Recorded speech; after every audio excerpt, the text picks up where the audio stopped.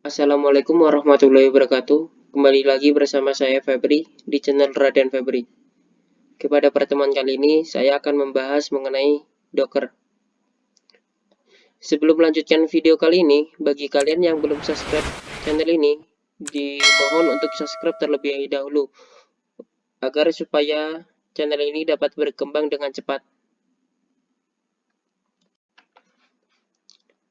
Oke, sebelum belajar mengenai Docker, disarankan buat kalian untuk memahami sistem operasi terlebih dahulu. Nah, sistem operasi ini disarankan kalian sudah belajar mengenai sistem operasi Linux ya teman-teman. Nah, kemudian memahami penggunaan perintah terminal pada command line. Nantinya di dalam kontainer sendiri, di Docker khususnya, nanti itu kebanyakan menggunakan perintah terminal ya teman-teman, ya ini command line. Nah, selanjutnya memahami virtual machine. Nah, virtual machine ini banyak ya teman-teman. Saya ambil contoh semisal VirtualBox maupun VMware. Nah, kalian harus memahami virtual machine tersebut. Tidak mendalam tidak apa-apa. Yang penting kalian paham terlebih dahulu mengenai virtual machine itu sendiri. Nah, nantinya biar tidak bingung untuk belajar mengenai kontainer ini.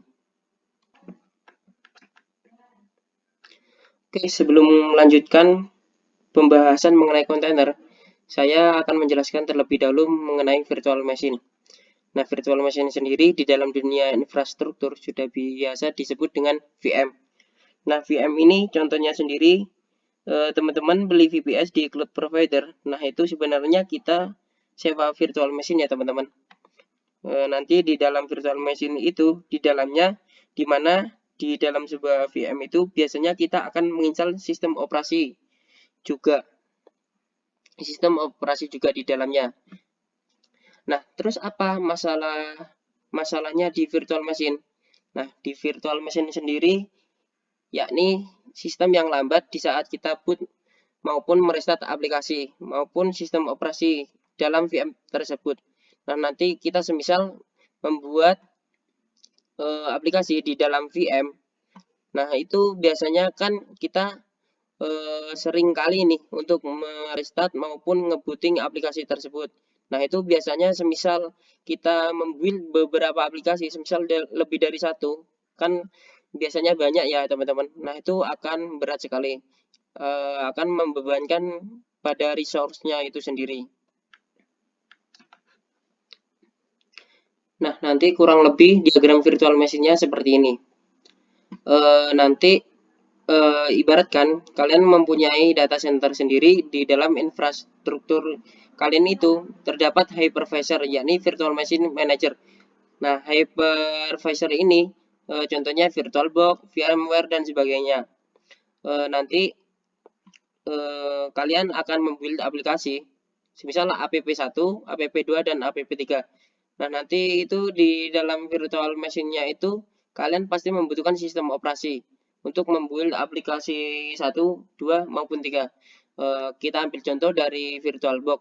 Kalian akan install sebuah aplikasi. Nah, itu kan dia membutuhkan sistem operasi terlebih dahulu di dalamnya, entah itu Linux, Windows maupun yang lain. Jadi kita nanti akan membuat aplikasi ketiganya ini, kita pasti memasukkan sistem operasi ini ke dalam hypervisor ini, yakni sistem operasinya satu per satu. Aplikasi satu membutuhkan sistem operasi sendiri, dua membutuhkan sendiri, dan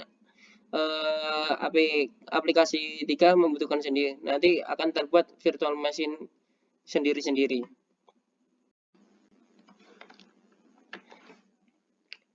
Nah, lalu kontainer itu apa sih? Nah, berbeda dengan VM, kontainer lebih berfokus ke aplikasi.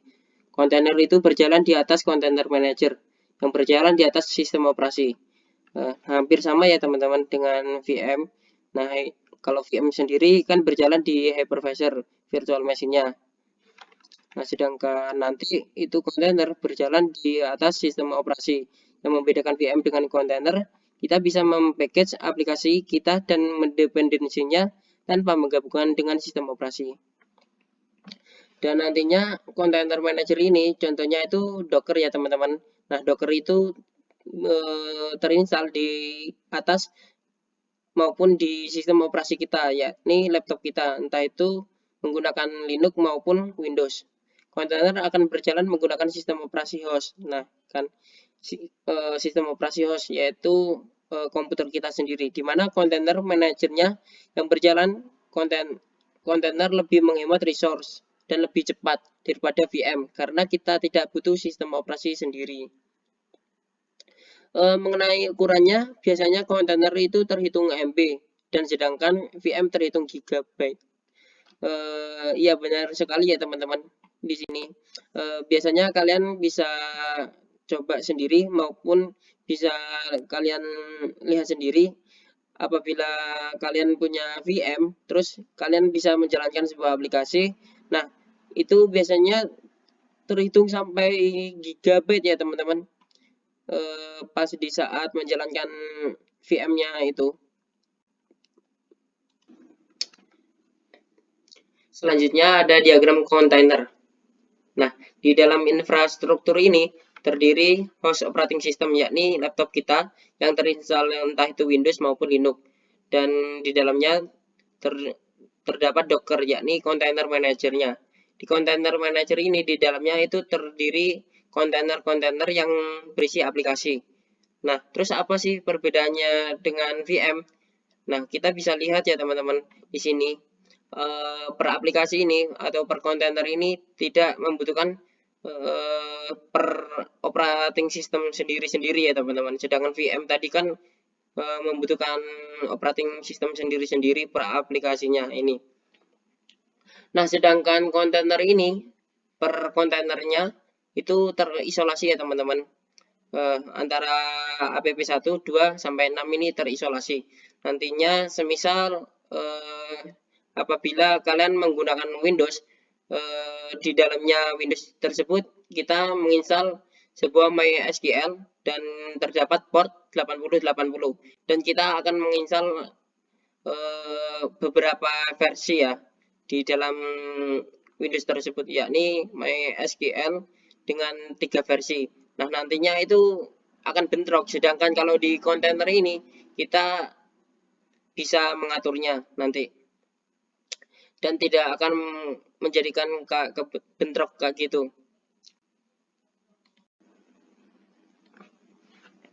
Nah, mungkin itu ya teman-teman yang bisa saya jelaskan mengenai perbedaan antara VM dengan kontainer. Selanjutnya yakni pengenalan Docker. Docker sendiri adalah salah satu implementasi container manager yang saat ini paling populer. Nah, Docker ini untuk memanajemen kontainer itu sendiri. Nah, Docker ini aplikasi yang free dan open source, sehingga kita bisa menggunakan secara bebas. Bagi kalian yang ingin ikut mengembangkan, nah Docker ini open source ya teman-teman. Untuk langkah selanjutnya yakni bagi kalian ingin memahami mengenai kontainer ini, maksudnya mengenai Docker ini, kalian bisa mengunjungi langsung web yang ada pada ini ya teman-teman, video ini. Nanti kita video selanjutnya akan menginstal sebuah Docker ini. Kalian bisa langsung kunjungi saja, dan untuk video yang akan datang saya akan memberikan tutorial mengenai instalasi Dockernya itu sendiri. Oke, terima kasih.